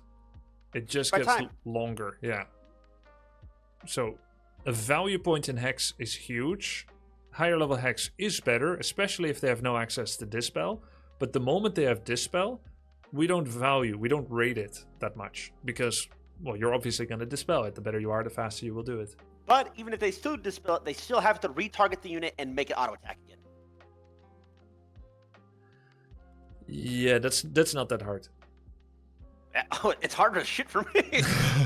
I mean, Imagine in a team fight you hex something, I could never click it again. There's 80 units, I would misclick or mistarget. Wait, let me try to understand you correctly. Do you mean the person who got hexed needs to do a follow-up command, or the person who's hexing? The person who got hexed, like cheat. Yeah. When he comes out, he will automatically acquire attack targets to something. Oh, I thought you said it lost it. Let me explain this one. This point, loses auto attack threat. Let me explain this one. Just like in WoW, there's a threat table. And there are many invisible effects affecting it.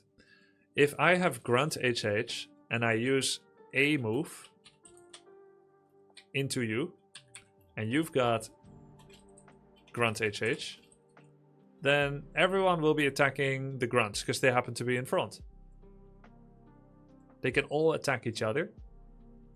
So my Grunt HH are moving to your Grunt HH. They'll attack whatever is nearest. Proximity first. Make sense? Yeah.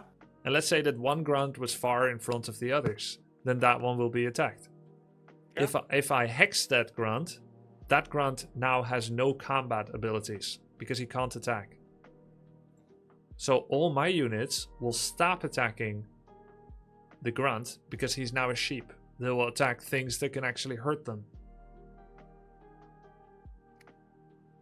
Okay. So do they refocus him when he comes out? If they switch target. They will only switch target if that thing they're attacking is moving away or dies. Oh, so that's actually bad for the Hexer then. It can be if you have no micro. If you have no... GG, holy shit. Yeah. So let's say, for instance, the guy is running a Demon Hunter Mass Archer build, which you just played against. Yep. And then he's got only archers and talents behind at great distance, and you're targeting Demon because it happens to be near and you hate him.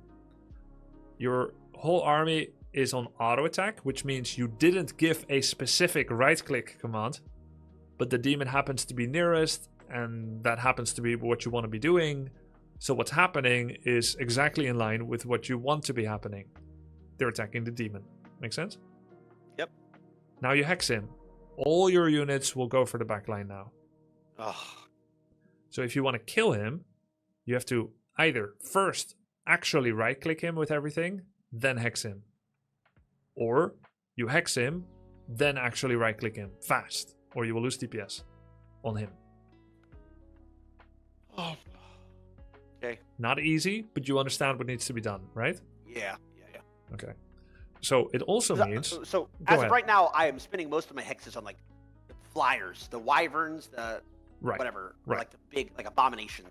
Abominations are bad. I lose sight of the fly shit. Yeah, they're really small, but they do still have a health bar, but it can be hard to see during the fight. Yeah. It's not a bad habit to hex Chimera and Frostworms, by the way. They're pretty strong, and hex lasts far longer on regular units than on heroes. Heroes have a type of resistant skin that greatly cuts down CC duration. Yeah, I do that. I don't really like doing the champion thing. Dude, heroes are so hard to fucking kill. Yes, which is why pro players generally, unless they see an opportunity, completely play by war of attrition, only killing regular units, because every player has invulnerability potion, town portal, high health, high armor. So you first kill everything else, then you kill hero. It's why the term noob hero focus exists, because that's what noobs do. Okay. So hitting heroes in most cases is terrible. Yeah. Gotcha. It also means what I thought. It also means trickling in any damage on heroes is a waste. Right? Any damage that got trickled into a unit or a hero that you had no intent to actually finish off is wasted damage. This will happen sometimes, especially when you have melee units, which don't have the freedom to focus whatever they want. So it's okay if you've got a couple of grunts on his demon, but your actual intent is killing all his archers. They're attacking his demon for a while, but then you take 2-3 grunts, put them on this archer. Take 2-3 grunts, put them on that archer. Then you take the raiders, put them on the talents. Your heroes, killing his archer. Shadow attacks whatever, it doesn't matter. Doesn't have that much DPS. Maybe he's attacking demon. Right? So you're creating little pockets of micro, of unit focus firing. Not with your whole army, because it's too much movement, too much wasted DPS. But you do like little control movements everywhere. I'm fucking terrible then. I'm terrible. My fucking heroes always die. Yeah. You don't notice when your hero's being attacked, but remember, the priority should be everything A moves, then you look at your heroes and use abilities. Yep. And then you check if they're getting killed. I could help. He's finally saying hero instead of champion less than 3. Okay. A move everything, use hero abilities, save your heroes, target fire, save a unit, use unit abilities. Let's see. How do you use a tavern? Is the tavern that you can buy back the champion? Yes. That is all I know. And it's not guarded, right? And it's usually in the middle-ish? Never guarded. In middle, all correct. You can buy back champion. 2 times gold cost. Extra lumber cost. Some instead of none. Because Altar hasn't got... Times gold? Yeah. Half HP. 0 mana instead of 100. So you spend... Okay, so what are the fucking benefits? Instant. You get your champ back? Instant back. Instant back. Instead of waiting. Okay. Level 1 hero takes 33 seconds from Altar. Level 2, 66 seconds from Altar. Then This has to be like, okay, so this should only be like used if it's like a dire situation. Correct. I haven't used it once. Yeah. But there have been situations where you had 2,500 gold, you lose your level 6 blade or level 4 shadow, and you just stare at the clock as chat is like, buy back! True, bro! Because they stun lock me, these fucking freaks. So next time you have over 1,000 gold and you literally can't do anything. What's that? I'm buying Raiders, Zerkers, Champion from the tavern. Yes, I understand what you're saying. Yes, this is how you sink money if you have a lot and you're wondering what to do. I noticed that you never remake Expo if it dies once. Expo? Expand. Expo, expand, Oh, yeah. fast expand, expansion, great hole, second mine, second base, Expo. Yep.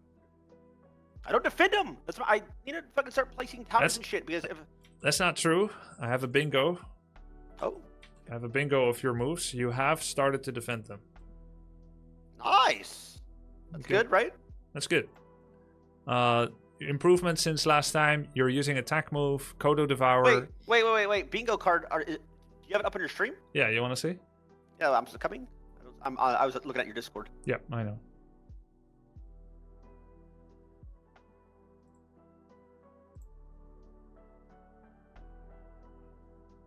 Okay, I'm looking. Okay, so you're now defending your expansion.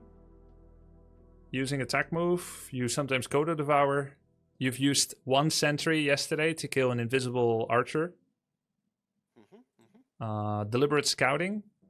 Once you mirror image scouted enemy expansion. He didn't have one.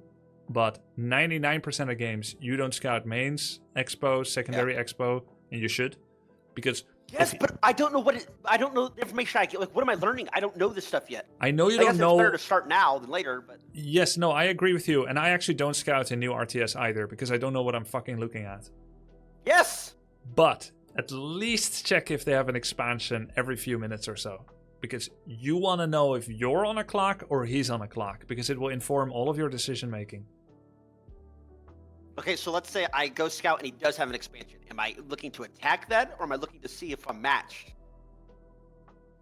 Yes. I read something that orcs don't scale very well. Yes, kind of true. Okay. Orc So- scales from hero power. Their units are kind of sucks, but their heroes are amazing. Blade, Tauren Chieftain, Shadow, amazing. Right? So your unit are all support units. like they're all support, and Blade, Shadow, TC are ADC. Or whatever. Damage carry. Right? Got it. No, Tyler asked, do I attack when they have expo? Do I see if I matched? Yes, the answer to all. Yes. You either attack, like if you're one base and you scout he has expo, you need to come up either with an attack plan or a map control plan. Dude, it's, oh my god. It's hard. But we'll do some simulation games with me coaching at the same time. It will help. Deny units. I tick this, but you mostly accidentally killed your own units, but it's still a deny. Denial. Denial's denial. We count those. We take those. You learn about passing items directly to another hero. I was there when you discovered it. That was sick. Yep. And a hex skill to prevent item usage, which is one of the 8 things hex does.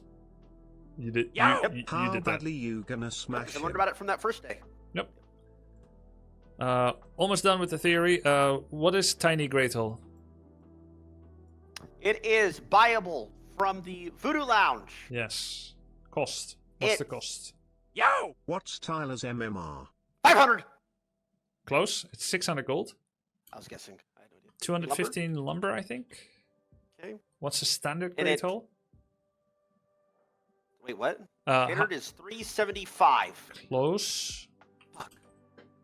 So that's 215 gold difference. How many seconds does it take to mine that on one base? There's no shot. I know that. Of course you do. 10. I've already told you in this exam. 10. Yeah, but you told me the exact, like, I don't remember the numbers. I just remember it's faster. 10 gold per second. Yes. So, how long does it 21 take to get 215 gold? 22 seconds. Yes. So, we need to mine for 22 seconds longer. What do we gain from it? How fast does this build? Well, you wouldn't possibly know in seconds, of course. In fact, I don't know. 110 is an upgrade for a Great Hall. So thingy. I don't know. Yeah, I don't know. I have to check this. Great Hole production. I think it's like 140. Yeah, it's 140. This one takes 30 seconds. Yep, way faster. Yeah, so how many seconds extra are we mining if we go for Tiny Great Hole and plant it compared to when we plant a Great Hole?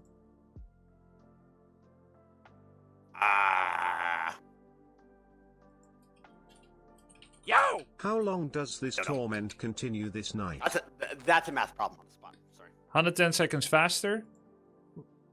We're getting 10 gold per second, which means we're getting this much gold more. So we're spending 215 gold more to earn 1100 gold more. Okay, but are you...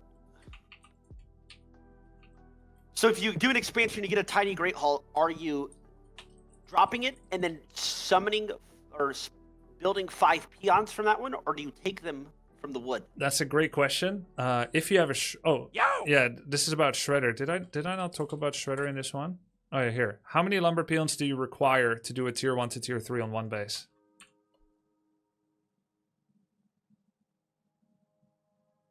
I use 12. Yeah, so how many lumber? That was correct. Total 12. You have 10 lumber a time?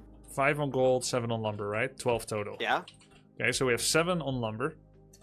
How many lumber peons does a shredder replace? You wouldn't know this. I don't know. I think it's like 8. One shredder is like 8 peons, I think. He has... wait, he only comes back with 80 wood? I thought he comes back with like 200 wood. He comes back with 200 wood, that's true, but he chops 20 per cut. And a peon chops 1 per cut. So he chops 20 times as much per cut. Holy shit. Yeah, they're broken. Maybe it's 10. I don't know. It's a lot. Basically, if you have a shredder, lumber will never matter again. That means if you buy a shredder in addition to having 6 to 7 peons on wood, then you should transition 5 lumber peons to your expo without building any extra. Yes. And I've seen you start producing a lot at your expo. This is only okay if you have lumber issues and no shredder. Gotcha. Yeah. I've seen something where you yoinked a shredder from the enemy observatory. It's wherever you're closest. It becomes available at in-game time 2300 roleplay time. Yeah, but there's only one shredder purchasable from the observers. Yes, so there's usually 2 observatories on a map. If I yoink theirs, it's either because I was nearest it or because I wanted to deny their easily convenient. Yeah. Heal solves. How to use them? When something's low is what I've been using them on. Like after a camp or a fight, because usually the store should be taking the camps. But like after a fight, something's low HP, I don't want it to die. I buy a heal solve, use on it. Yes. Don't move. Out of combat. No, you can move, but you can't take damage. You can deal damage, right? Yeah, you can deal damage. Don't get hit. It will get cancelled from auto attacks, but even spells like Ensnare will cancel it too. Yep. Okay. Some spells don't cancel it. What are the best items from Goblin Shop? There's no Goblin Ship. What that is. It's fake news. You need to start using this. Heal scroll, invul pot. Move on. Okay, move on. What are the most valuable units to destroy first? Valuable buildings. We'll talk about that later.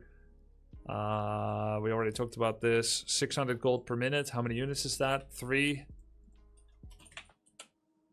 So every minute. Yeah, we already talked about this. Okay, cool. That was a lot.